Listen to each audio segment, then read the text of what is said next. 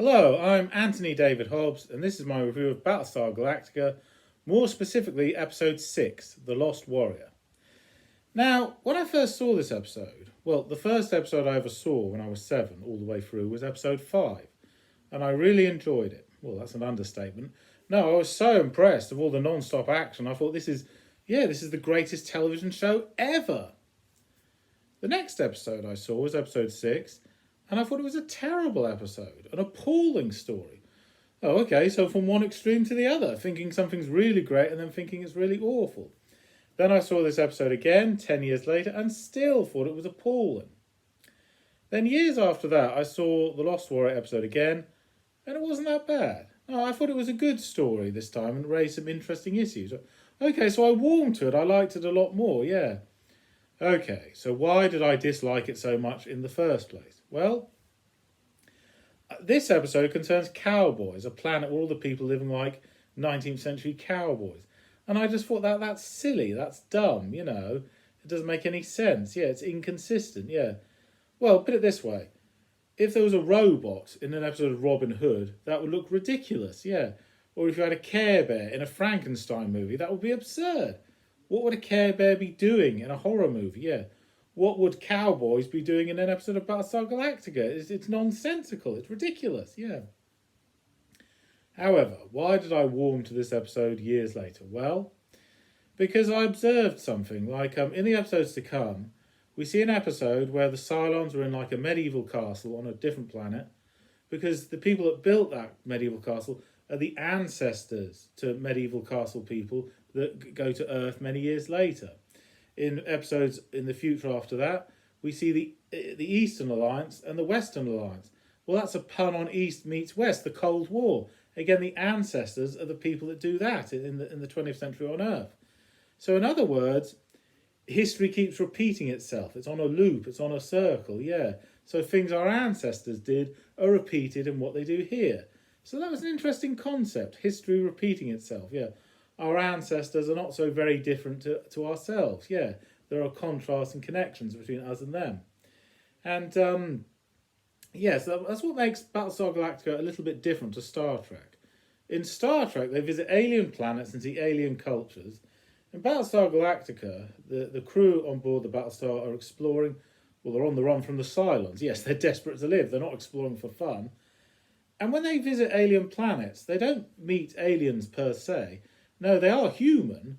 Just humans, their cultures have evolved very differently to our culture. The people on this planet in this episode don't even know the 12 colonies exist. They've evolved very differently, totally cut off from the once civilized world, yeah. So that made it a bit different to other science fiction things, yeah. Okay, this episode, yes, clearly the ancestors to what we now call cowboys, yeah. Okay, the story. Captain Apollo, the main character in a Colonial Viper, he's gone on patrol as far away from the Galactica as he possibly can. And he's being chased by Cylon raiders, yeah, they're fighter ships, yeah. But nobody comes to help him because Adama forbids it. Because the plan is Apollo gets the Cylon ships as far away from the Galactica as possible. They're following him in the belief they'll find the Galactica. They don't, because he's going in completely the wrong direction. And the idea is when Apollo runs out of fuel, he lands on an alien planet, yeah, and by then the Cylons don't know where the heck anything is. They don't know where to go. They've lost all trace of the Galactica, yeah. Just one slight flaw in that brilliant plan. How's Apollo supposed to get back? Yeah, well, the plan, if you can call it a plan, is wait it out. Adama wants to wait for a number of days and then eventually send some people to rescue him, But, yes, after a few days, Starbuck and Boomer are getting impatient. Come on, we've got to go and rescue our friend now, yeah. But before that happens, Apollo ran out of fuel. He has no choice. He has to land on the nearest planet. And when he gets there, he finds a young boy called Puppus and his mother, so she's a single mom. And, basically he says, where is this? I've never seen this place. What planet is it? It's called Aquelis. And the people here don't even know the 12 colonies exist, yeah. And it's called Aquelis because that sounds similar to Equus. And Equus means horse. Because this is a primitive planet. They don't even have motor cars, much less spaceships. And they get about on horses. Yes, they ride horses to get from one place to another. I say horses, except Some of them make growling noises like big cats. So one of them sounds like a lion, the other one sounds like a puma. Okay, horse wildlife has evolved a bit differently on this planet, yeah. Anyway, when Apollo sees a Cylon, who's like kind of debt collector, come to visit the farm, and Apollo hides, yeah, and basically he collects debts from all the various farmers. They don't owe him any money, but he demands money anyway, yeah. And he says, well, if he demands money, he's robbing you. Why don't you just kill him? And the cowboys in the village have tried to kill him, but their guns are really primitive. And they can do little more than make little dents in the Cylon's armour, but not actually kill him. None of them have a really advanced laser. Apollo does. So Puppis and his mother said, well, why don't you kill him then? Kill Red Eye. They call him Red Eye because they don't know what a Cylon is. And Apollo says, wait, slow down. Where there's one Cylon, there's usually more. Yeah. If I kill him and he doesn't report to his base, a whole army of Cylons might come here and kill the lot of you. So wait, I'll scout it out, assess the situation, and find out what I can. So he goes to the saloon, yeah, and there's those swing doors that you go through, and they're playing cowboy music that sounds slightly futuristic, yeah. Anyway, he says to Red Eye, I've never seen anyone like you before. And the Cylon says, no, you are lying. I can tell when you're lying.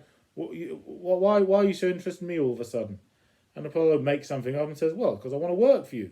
And Red Eye says, you can't work for me. You have to work at my boss. I'm just the bodyguard, yeah.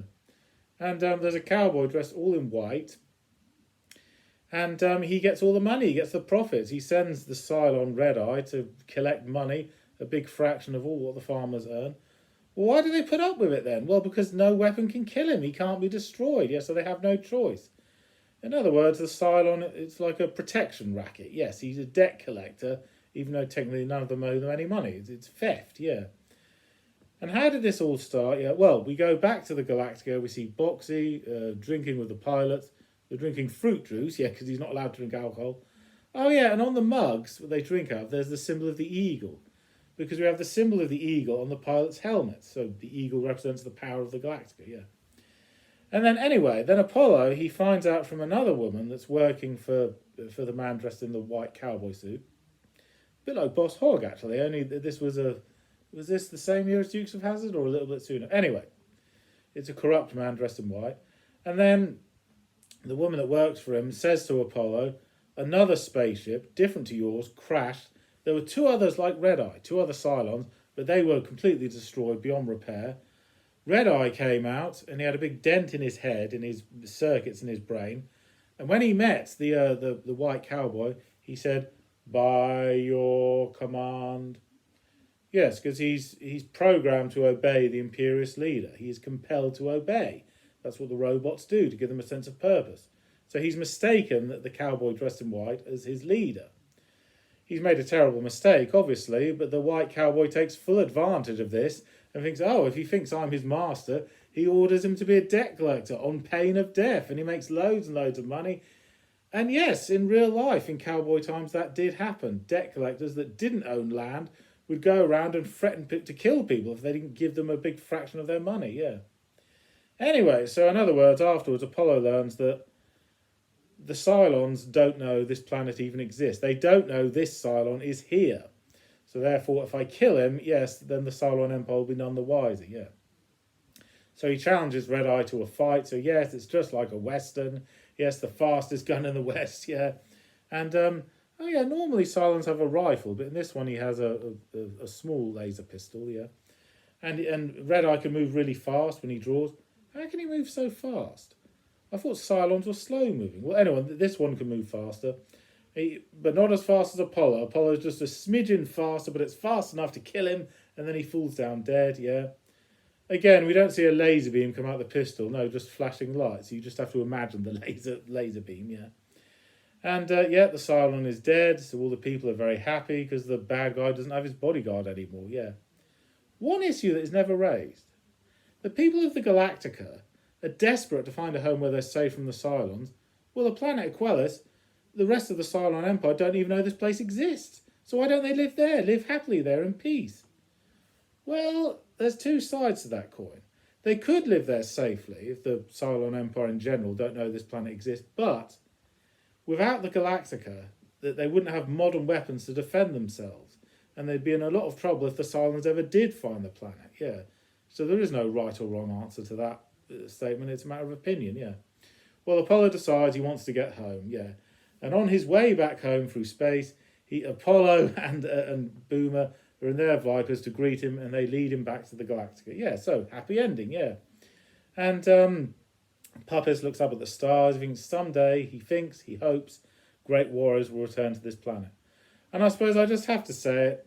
It reminded me of Brave Star. Yeah, the idea of getting cowboys, a cowboy town, and combining science fiction elements as well. Yeah, but Brave Star came back 10 years later. Okay, so not the best, but a nice little episode. It was an enjoyable watch. Okay, thank you for watching. I'm Anthony Hobbs, and I'm never bored.